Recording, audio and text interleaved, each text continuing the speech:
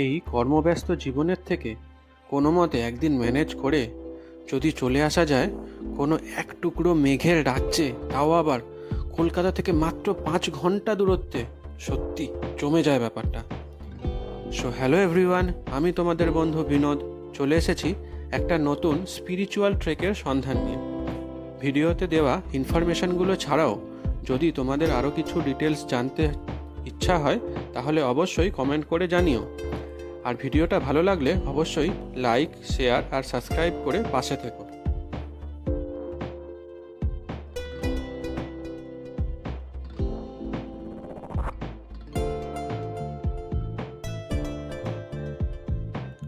দিনটা ছিল 14 আগস্ট 2024। সেদিনের মতন অফিস কমপ্লিট করে সোজা চলে আসলাম শিয়ালদা স্টেশনে। প্ল্যান ছিল পরের দিন মানে 15ই আগস্টকে একটু অন্য রকমভাবে কাটানোর। এবারের গোটা জার্নিতে আমার সাথে ছিল আমার ওল্ড ফ্রেন্ড অভি।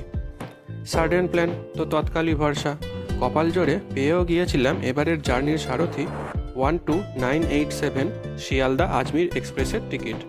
ট্রেন ছাড়লো রাত্রি 10:55-তে। আর তোমরা যদি হাওড়া থেকে জার্নি স্টার্ট করার কথা ভাবো তাহলে এরকম রাতের দিকে ট্রেনগুলো হলো রাত 8:25-এ 13009 দুন এক্সপ্রেস, রাত 9:55-তে 12311 নেতাজি এক্সপ্রেস এবং রাত 11:35-এ 12321 মুম্বাই এক্সপ্রেস। এগুলি কিন্তু প্রত্যেক দিনই হাওড়া থেকে ছাড়ছে নিজের নিজের গন্তব্যে।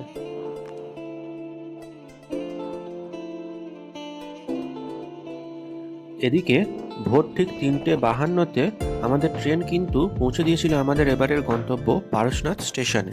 একে একে বর্ধমান জংশন, দুর্গাপুর, রানীগঞ্জ, আসানসোল জংশন এবং ধানবাদ জংশন ক্রস করে। স্টেশন থেকে বেরিয়েই আমরা একটি শেয়ার গাড়ি বুক করে যাত্রা শুরু করলাম মাধুবনের উদ্দেশ্যে। পারশনাথ পাহাড় ট্রেকের স্টার্টিং পয়েন্ট কিন্তু হলো এই মাধুবন। আমাদের ক্ষেত্রে মাধুবন আসার জন্য পার হেড গাড়ি ভাড়া পড়েছিল 50 টাকা। আর এই গাড়ির জার্নিটা ছিল 24 কিলোমিটার, টাইম লাগলো প্রায় 40 মিনিটের মতো। এটাই হলো মাধুবন, আমাদের ট্রেকের স্টার্টিং পয়েন্ট। এখানে বেশ কিছু ছোট ছোট দোকান রয়েছে যেখান থেকে ট্রেক রিলেটেড বেশ কিছু জিনিস তোমরা চাইলে কিনে নিতে পারো। আর আমার সাজেশন, তোমরা রেনকোট না নিয়ে আসলে এখান থেকে অবশ্যই 60 টাকা দিয়ে একটা পাতলা রেনকোট আর 20 টাকা দিয়ে একটা লাঠি কিনে নিও। এই রেনকোট আর লাঠিটা পুরো ট্রেকে তোমাদের অনেক জায়গায় হেল্প করবে। আর অবশ্যই কিছু শুকনো খাবার আর প্রয়োজন মতো জল আর ওআরএস কিন্তু ক্যারি করো। এই টোটাল ট্রেকটা কিন্তু 28 কিলোমিটারের। পাহাড়ে উঠতে লাগে 9 কিলোমিটার, পাহাড়ের ওপরের সবকটা জৈন মন্দির একে একে দর্শন করতে লাগে 10 কিলোমিটার, আবার পাহাড় থেকে নেমে আসতে আরও 9 কিলোমিটার। পায়ে হাঁটা ছাড়াও এই রাস্তায় চাইলে পালকি আর বাইক জার্নিও এনজয় করতে পারো, তবে এগুলো অনেকটাই কস্টলি বলে আমার মনে হয়েছে। পালকিগুলো কিন্তু দর্শনার্থীদের কন্ডিশন আর ওয়েটের বেসিসে এক এক রকমের হয়ে থাকে। কোথাও থাকে 2 জন বাহক, আবার কোথাও থাকে 4 জন। সেক্ষেত্রে মিনিমাম পালকির ভাড়া 5,000 থেকে শুরু করে ম্যাক্সিমাম 15 থেকে 20,000 পর্যন্ত হয়ে থাকে। আর বাইকে যেতে হলে ভাড়া পড়বে 500 থেকে 1000 টাকা মতো। তবে এটা একটা নির্দিষ্ট পয়েন্ট পর্যন্তই আপনাকে পৌঁছে দেবে, তারপর আবার পায়ে হেঁটেই জার্নি কমপ্লিট করতে হবে। আসলে বাইক ট্রেক এখানে ইলিগাল, তাও এখানের স্থানীয় লোকেরা দর্শনার্থীদের রিস্ক নিয়ে কিছুটা তাদের যাত্রা সুগম করার চেষ্টা করে মাত্র। তবে আমি বলবো পায়ে হেঁটেই ট্রেকের মজা নেওয়ার। সুন্দর বাঁধানো রাস্তা দিয়ে হেঁটে ওঠা, সাথে এত সুন্দর মেঘে ঢাকা পাহাড় আর ছোট ছোট পাহাড়ি জলস্রোতের দৃশ্য আপনাকে এক কথায় আলাদাই মেমোরি তৈরি করে দেবে।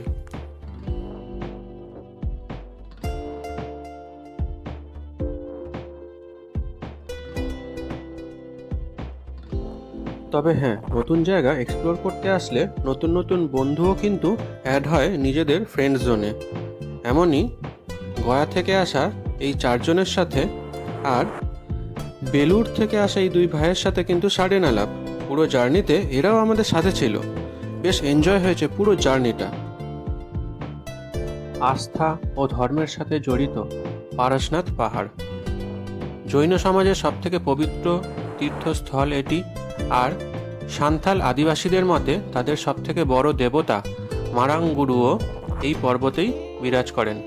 পারশনাথ পাহাড় ঝাড়খণ্ডের সবথেকে উঁচু পাহাড়, উচ্চতা প্রায় 4500 ফিট। শোনা যায় জৈন ধর্মের মোট 24 জন তীর্থঙ্করের মধ্যে 20 জনই এখানেই মোক্ষ লাভ করে। এই পাহাড়ের নাম জৈনদের 23 নম্বর তীর্থঙ্কর পরশনাথের নাম অনুযায়ী করা হয় পারশনাথ।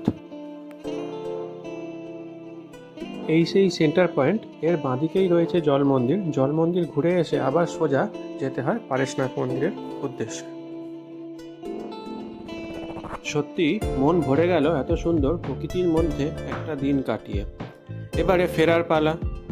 আমাদের মতন যদি বিকেল 5টার মধ্যে মধুবনে মানে এই ট্রেকের স্টার্টিং পয়েন্টে ফিরে আসা যায় তাহলে কিন্তু শেয়ার গাড়ি অ্যাভেলেবেল পাওয়া যায়। আমাদের ক্ষেত্রে মধুবন থেকে পারশনাথ স্টেশন পৌঁছাতে গাড়ি ভাড়া পড়েছিল মাথাপিছু 70 টাকা। আর বিকেল 5টার মধ্যে মধুবন নেমে আসতে না পারলে তাহলে অপশান দেখতে হবে কোনো গাড়ি রিজার্ভ করে স্টেশনে আসা যায় কি না। সেক্ষেত্রে ভাড়াও একটু বেশিই পড়ে। আর যদি একান্তই কোনো গাড়ি রিজার্ভ করে স্টেশনে আসার কোনো অপশান না থাকে তাহলে মধুবনেই রয়েছে অনেক ধর্মশালা। স্টে করে যেতে হবে কোনো ধর্মশালাতে সেদিনের রাতটা। এবারে আসি বাজেট প্ল্যানিংয়ের দিকে। ট্রেক কমপ্লিট করে সেদিন রাতেই যদি কলকাতাগামী ট্রেন ধরে ফেরার প্ল্যানিং থাকে তাহলে কিন্তু মাথাপিছু খরচ হবে মাত্র 1000 থেকে 1200 টাকা। আর যদি সেদিন নাইট পারশনাথে স্টে করে পরের দিন সকালে ট্রেন ধরে ফেরার প্ল্যানিং থাকে তাহলে মাথাপিছু খরচ হবে মাত্র 1500 থেকে 1700 টাকা। পাহাড় থেকে তাড়াতাড়ি নেমে আসলেও আমরা কিন্তু সেদিনের রাতটা পারশনাথ স্টেশনের কাছেই একটি রুম রেন্ট নিয়ে স্টে করে গিয়েছিলাম। কারণ আমাদের ট্রেন ছিল পরের দিন সকালে 6:28-এর 12358 দুর্গিয়ানা এক্সপ্রেস, যেটা কলকাতা স্টেশনে ঢোকালো ঠিক বেলা 12:10 নাগাদ। সো আজকের গল্প এখানেই শেষ। তোমরা সবাই ভালো থেকো আর লাইক, কমেন্ট, শেয়ার আর সাবস্ক্রাইব করে পাশে থেকো।